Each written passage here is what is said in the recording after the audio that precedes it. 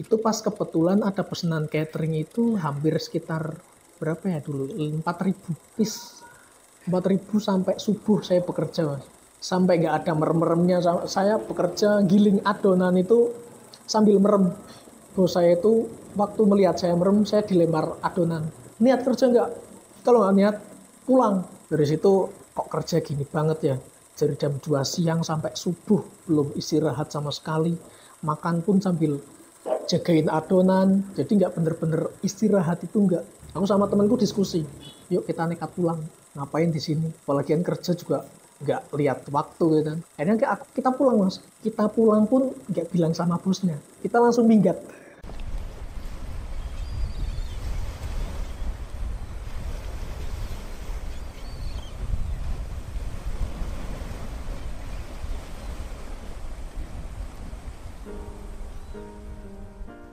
Assalamualaikum warahmatullahi wabarakatuh. Perkenalkan, nama saya Agus Mauludin. Saya lahir 12 Agustus 1994, bertempat di Batang, Samongkebruk, Jawa Tengah. Sewaktu kecil itu kan mungkin bisa dibilang saya tuh lebih ke itu ya, anak pemalu lebih sebenarnya. Bahkan kalau saya diajak ke keluarga, itu saya lebih suka pendiam. Kalau ditawari apa-apa suka pendiam, hanya diem dan diem gitu kan. Waktu SD itu bahkan itu, Mas, pernah sempet nggak naik kelas waktu itu, waktu kelas 3 ya. Jadi sempet nggak pernah naik kelas, dan itu pun udah menjadi down bagi saya karena kan hanya satu kelas itu yang nggak naik itu 4 dulu, hanya 4 orang, dan salah satunya saya. Saya sempat pernah down, hampir mau keluar sekolah karena malu mungkin ya. Sampai pada akhirnya, alhamdulillah saya berjuang untuk belajar dan belajar kan. Dan ya bisa lulus sampai SD. Setelah SMP pun aku juga mendaftar sekolah pun pengen mencoba sekolah yang lebih tinggi gitu kan. Atau yang lebih favorit. Dan alhamdulillah bisa masuk. Dulu saya itu masa SMP itu saya lebih suka ke musisi, Mas. Jadi lebih suka ngeband itu. Bahkan dulu waktu SMP itu saya pernah menjuarai lomba festival band, itu juara kalau tidak salah masuk di 5 besar. Saya di peringkat 4 se-Kabupaten Batang itu dulu. Nah dari situlah ya mungkin mental saya mulai terbentuk karena bisa mulai tampil-tampil atas panggung dan lain-lain. Itu mulai terbentuk. Dan sewaktu mungkin akan lulusan itu, dari situlah saya mulai drop karena mungkin ada permasalahan broken home mungkin, Mas. Jadi dari situ saya mulai drop dan hampir ingin menyerah sebenarnya. Mau ngapain lagi kan, apalagi saya kan hanya anak tukang batu kuli bangunan kan, nggak mungkin saya mempunyai mimpi besar. Dan saya juga pernah dulu sampai dibilang anak tanggung gawe, Mas, atau bisa dibilang anak yang nggak tahu bekerja. Nah dari situ aku mulai down itu kan. Akhirnya kan aku mulai bangkit dari keterpurukan itu, bahwa masa depanku adalah untuk saya pegang sendiri. Bahkan saya mempunyai prinsip, kalau saya sukses, insya Allah orang tua akan seneng. Dan istilah yang dulu pernah dikatakan anak yang nggak tahu bekerja itu, saya buktikan bahwa aku adalah anak yang bisa bekerja dan bisa membawa nama baik keluarga. Nah itu dari situlah aku mulai membentuk untuk lebih baik lagi. Dan dulu juga saya pernah bekerja di pertama lulus sekolah, saya kan nggak lanjut SMA karena keterbatasan mungkin biaya, karena seorang anak kuli bangunan kan. Dulu kan waktu masuk SMA kan itu biayanya kan juga lumayan itu. Akhirnya saya nggak sempet masuk SMA. Padahal dulu saya pengen banget gimana rasanya ngerasain bangku SMA itu seperti apa, teman-teman SMA itu seperti apa. Dulu waktu itu saya pengen banget, cuman karena keterbatasan itu akhirnya saya harus berhenti sekolah. Dan dari situ pun saya mencoba mencari pekerjaan. Yang dulu awal itu saya pernah bekerja menjadi pelayan toko pakaian.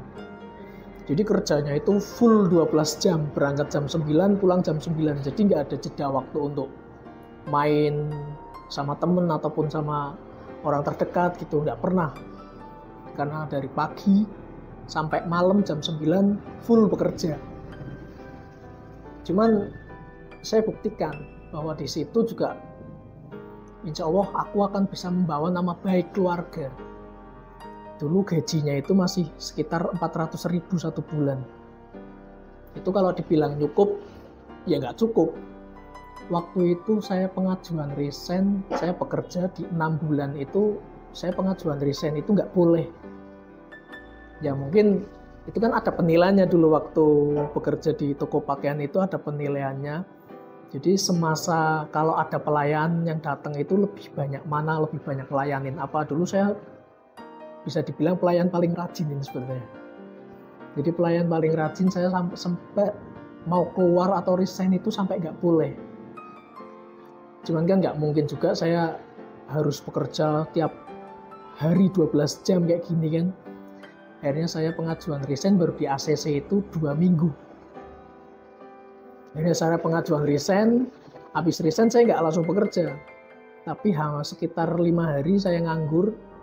Dan saya coba cari-cari dan ketemulah di toko mebel. Dulu gajinya itu satu hari itu hanya 15.000. Belum dipotong uang makan 5.000, jadi hanya 10.000.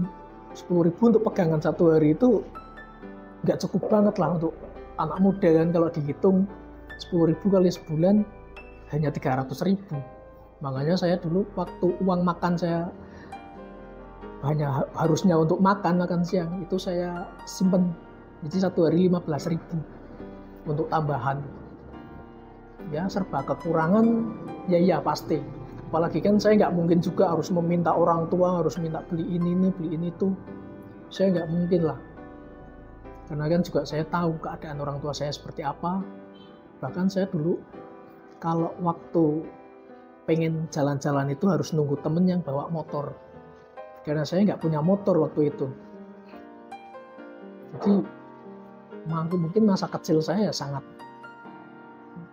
kurang ya. Karena nggak bisa kayak teman sebaya jalan-jalan ke sana kemari motoran. Saya nggak bisa. Jadi kalau ada temen yang mau ngajak ya udah saya ikut. Tapi kalau nggak ada ya saya diam di rumah. Jadi semasa pengalaman saya di toko mebel itu kalau ada tambahan saya bisa nyari tambahan itu kalau ada orderan mungkin lemari dibawa ke sana ke tempat konsumennya itu nanti dapat fee 20.000. Itu pun 20.000 dibagi berapa orang yang ikut yang gotong itu 4 orang berarti hanya dapat 5.000. Tapi ya alhamdulillah daripada tidak sama sekali kan. Jadi ya mulai dari 5.000 saya pegang. Jadi untuk tambahan uang jajan. Nah dari itu kan aku 3 bulan resign itu di mebel. Akhirnya saya pindah lagi ke pabrik triplek. Kalau di pabrik triplek itu lebih ekstrim lagi kalau dibilang ya. Jadi gajinya itu bisa dibilang borongan sebenarnya. Jadi satu hari paling banyak dapat uang itu 25.000. Kerja lembur pakai kuda sih. Bahkan lebih dari 12 jam. Ya cuman saya jalani. Dari mana lagi kan ijazah SMP bisa bekerja di pabrik. Jadi gaji segitu ya udah tak jalanin. Dan resikonya pun juga sangat besar. Dulu sampai jempol saya itu pernah kegencet mesin penggilingannya. Untung nggak apa-apa, hanya kukunya saja yang terbelah gitu kan, tapi nggak apa-apa. Dan lebih ekstrimnya itu kan juga kayu yang serut-serutan ya mas ya. Jadi lebih berbahaya kalau ada mungkin api sedikit saja atau mungkin gergajinya panas itu kan dapat menimbulkan percikan. Dulu sering ada kebakaran tapi kan alhamdulillah nggak sampai kebakaran besar itu enggak. Jadi kecil-kecilan. Itu kan aku keluar itu karena nggak kuat ya. Borongan 25.000, gajinya segitu. Akhirnya saya mencoba pengalaman baru. Dan yang ngajakin aku ini mulai masuk di rotiku ini kan. Dan yang mulai ngajak aku masuk ke rotiku itu om saya. Om itu dulu bilang, pengen bisa gawe roti pura. Ya udah tak coba wis. Kan dari awal aku pelayan toko pakaian, terus lebih ke mebel sama pabrik kayu, jadi kan lebih ke kayu-kayuan ini kan. Akhirnya saya mencoba, ya udah bikin roti. Nah itu saya berangkat, saya baru kerja 3 hari ikut Pak Har, saya resign. Baru 3 hari saya resign karena ada yang nawarin saya kerja di Jakarta untuk kerja catering. Akhirnya saya resign, saya keluar pamitan sama Pak Har juga kan. Nah saya bilang karena pengen mencoba pengalaman yang baru lagi, pengen mencoba catering. Saya berangkat ke Jakarta itu mungkin malam Sabtu. Malam Sabtu aku berangkat, sampai sana hari Sabtu pagi. Dan kita mulai bekerja itu jam 2, hari Sabtu jam 2 siang. Kalau dilihat dari segi kos-kosannya emang bagus banget. Ada semua dari TV dan lain-lain, kulkas, semuanya komplit. Satu kosan hanya untuk 2 orang. Saya berangkat sama temanku. Nah, dari jam 2 siang itu mulailah bekerja. Itu pas kebetulan ada pesanan catering itu hampir sekitar berapa ya dulu? 4.000 piece. 4.000 sampai subuh saya bekerja, Mas. Sampai nggak ada merem-meremnya. Saya bekerja giling adonan itu sambil merem. Bos saya itu waktu melihat saya merem, saya dilempar adonan. Niat kerja nggak? Kalau nggak niat, pulang. Dari situ kok kerja gini banget ya. Dari jam 2 siang sampai subuh belum istirahat sama sekali. Makan pun sambil jagain adonan. Jadi nggak bener-bener istirahat itu nggak. Aku sama temanku diskusi. Kamu masih ada sisa saku nggak? Aku ada 80. Ya udah, aku ada 100. Yuk kita nekat pulang. Ngapain di sini? Apalagi kerja juga nggak lihat waktu gitu kan. Akhirnya kita pulang, Mas. Kita pulang pun nggak bilang sama bosnya. Kita langsung minggat. Kita minggat lewat pintu belakang kalau nggak salah. Kita minggat, kita hanya pamitan sama orang yang sama-sama karyawan di situ. Bilang sama bosnya, nanti aku sama temenku ini pamitan mau balik kampung aja. Dan setelah pulang sampai bis, kita berhenti di terminal Pekalongan. Temenku langsung pulang ke kampungnya. Kebetulan orang sini juga orang Batang, dan aku berhenti di terminal. Aku nggak berani pulang, Mas, karena takut. Ini kerja atau study tour gitu kan, karena hanya 1 hari doang kan, berangkat malam Sabtu, pulang Minggu siang. Itu kayak study tour. Akhirnya aku nggak berani pulang. Aku hanya berdiam diri di situ. Aku harus gimana ini? Masa iya aku cari pekerjaan di sekitar Pekalongan gitu kan? Tapi mau cari kerja apa? Cuman aku juga umuran segini, mana bisa mungkin kerja yang berat-berat gitu kan. Akhirnya aku baru bisa memutuskan untuk pulang itu malam Senin sekitar jam 9. Aku pulang naik ojek dulu, masih ada ojek gitu. Aku pulang dengan sisa saku sekitar 20.000 aku pakai buat naik ojek, dan itu berhenti di alun-alun. Aku di alun-alun pun nggak langsung pulang lagi. Mikir dulu, apa pantas ya aku berangkat kemarin toh tiba-tiba pulang. Kayak nggak etis banget ya, niat kerja nggak sih atau niat main-main doang gitu kan. Dan akhirnya yaudah deh, aku pulang. Setelah pulang sampai rumah, ya namanya orang tua ya Mas ya, jadi ditanyain kerja ngopo nih ngono, kok malah nyamain serambung. Cuman kan ya udah, karena kan juga salahku juga kan, pengen mencoba keluar kota, ternyata kok sedih ya, ternyata lebih ekstrim daripada di daerah sendiri gitu kan. Yaudah, akhirnya besok pas hari Seninnya aku pengajuan ke Pak Har lagi. Aku datang ke Pak Har minta untuk masuk kembali, dan alhamdulillah Pak Har juga open, mengiyakan. Ya udah, kalau pengen bekerja serius ya udah silakan, enggak apa-apa, siapa tahu di sini rezekinya. Nah dari situ aku mulai bekerja itu berarti akhir November 2012 aku mulai bergabung di Rotiku. Dari situ pun juga aku kan dulu hanya ada sekitar 5 orang kalau nggak salah. 5 orang. Dulu lembur-lembur terus. Berangkat jam 8. Kadang pulang bisa jam 3 pagi. Jam 3 pagi baru pulang, bahkan jam 4 pagi besoknya udah mulai lagi. Tapi ya enjoy karena aku udah pengalamannya kesana-kesana, yang aku temuin kerjanya seperti ini. Ya waktu dulu itu saya bergabung di Rotiku itu seminggu itu gaji sedikit mas, nggak kayak sekarang kan udah lumayan kan. Dulu itu gaji sekitar 125 satu minggu. Tapi aku suka, seneng, karena aku juga akhirnya kan punya pengalaman yang tadinya hanya makan roti, sekarang tahu bagaimana cara bikin roti seperti apa. Yang dulunya penasaran, ini rotinya bentuknya seperti ini caranya bagaimana, akhirnya aku tahu. Dan ini kan aku menjadikan lebih suka untuk bertahan di Rotiku. Dan saya waktu itu kan pernah lembur sampai jam 4, sampai rutin jam 4 pagi terus. Saya pernah berpikiran pengen keluar sebenarnya. Pengen keluar.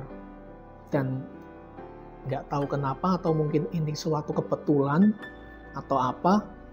Kalau orang Jawa itu kan dulu kalau bermimpi jaring ikan itu akan mendapatkan rezeki yang sangat banyak atau mendapatkan rezeki gitu kan. Dan anehnya saya mimpi itu jaring di sumurnya rumahnya Pak Haryono. Saya menjaring ikan sangat mudah. Jadi bukan hanya tak jaring, saya pakai gayung aja itu dapat banyak. Dulu nggak tahu itu arti mimpi seperti itu apa. Cuman karena masih kecil ya, akhirnya kan saya kan juga kepo kan, kok ngimpi seperti ini kok di rumahnya Pak Har. Saya tanya sama orang tua, Yus berarti mungkin itu rezekimu. Yaudah aku percaya aja kan, udah tak jalani. Saya sampai pernah masuk rumah sakit itu 2 kali gara-gara mungkin tenaga overload gitu ya. Itu sampai 2 kali masuk rumah sakit. Cuman itu nggak bikin saya kapok, tapi malah justru bikin saya suka. Karena dapat pengalaman banyak di Rotiku sendiri kan. Nah dari situ dulu aku pegang itu bagian basicnya itu lebih ke bolu atau cake. Dulu aku sering bisa mentarget, bikin segini harus target jam berapa, harus selesai jam berapa. Akhirnya dari situ dengan tim saya yang bolu itu sekitar 5 orang kalau nggak salah dulu, 5 orang. Saya targetkan bikin 1000 harus jam 12 siang udah selesai. Dan selama itu saya selalu target terus mas, dan nggak pernah meleset, selalu target terus. Dan dari situ kan akhirnya Pak Bos mempercayai saya untuk pegang ke divisi manis juga, lebih ke quality control. Nah itu jadi saya mengatur, kalau yang pusat sendiri itu dulu sekitar 100 orang. Dengan lulusan SMP, ya gak tahu apa-apa, harus ngatur 100 orang. Dulu saya kurang pede sebenarnya. Kenapa harus saya dikasih mandat kepercayaan untuk pegang 100 orang gitu kan. Sebenarnya saya takut gak bisa. Cuman Pak Har sering memotivasi saya. Bukan masalah ijazah tinggi ataupun lain-lain, tapi selama ada kemauan pasti ya bisa. Dan saya berpikir bisa untuk mengatur 100 orang itu, dan saya yakin pasti bisa. Nah itu 2017 kan akhirnya kan saya menjabat sebagai kepala produksi selama 1 tahun. 2017 awal saya menikah dengan umur yang masih muda, 22 tahun, yang teman-temanku masih banyak ngumpul-ngumpul, jalan-jalan dan lain-lain, tapi saya udah menikah gitu kan. Akhirnya saya menikah, dan alhamdulillah dengan saya menikah, ya betul kata Pak Har, rezeki nggak akan kemana.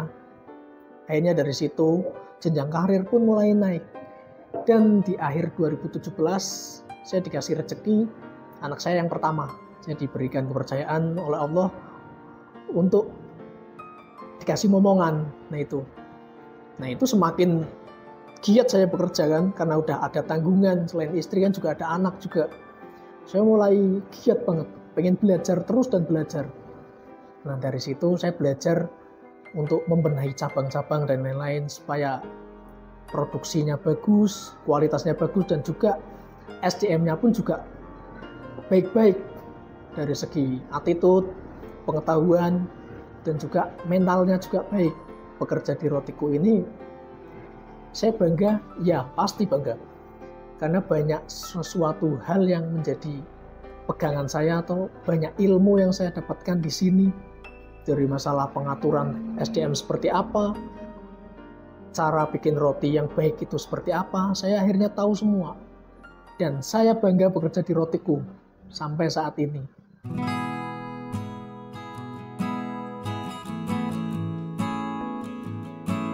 Dari setahun sekarang, saya sudah bisa menikmati hasil kan, dari ikan yang saya jaring dulu, ikan mas yang saya gayung itu, akhirnya saya mendapatkan buahnya sekarang.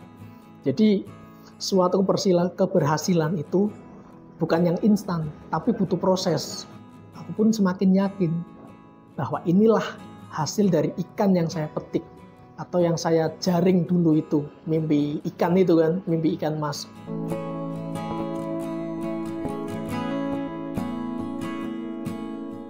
Saya berharap sih saya bisa dibukakan toko sendiri yang mungkin bisa menjadi kerjasama sama Pak Har dan bisa untuk mengembangkan nama Rotiku sendiri. Itu harapan saya.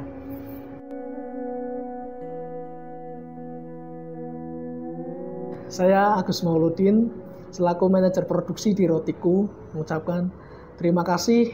Wassalamualaikum warahmatullahi wabarakatuh.